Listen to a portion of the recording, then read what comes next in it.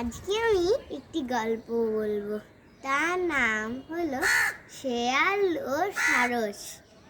একটি শেয়াল ছিল, সে সারসকে নিমন্ত্রণ দিল, আর নিমন্ত্রণ দিয়ে ও ওই চালাকি করে দুটো থালাতে ঝোল দিল, আর ওকে একটা দিল, ও একটা নিল।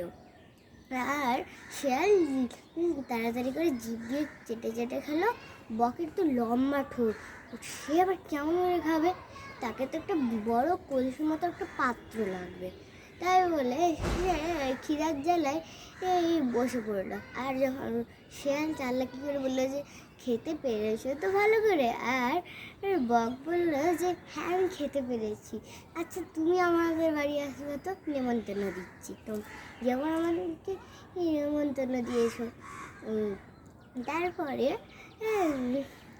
শেয়ালটা সারসের বাড়ি গেল, আর সারসের বাড়ি গিয়ে দেখছে যে ওইও কিছু ঝোল ওকে দিয়েছে, একটা বড় কলসির মতো পাত্র দেখে দুটো, ওই একটা খেয়েছে, আর শেয়ালকে একটা দিয়েছে।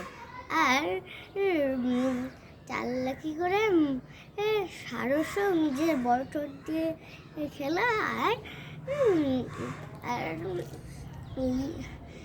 শেয়ালও খেতে পারলো না। আর এই বলে বক চালাকি করে বলল যে আচ্ছা কেমন লেগেছে খাবারটা? আর শেয়াল না রেগে বললো যে হ্যাঁ ভালো লেগেছে।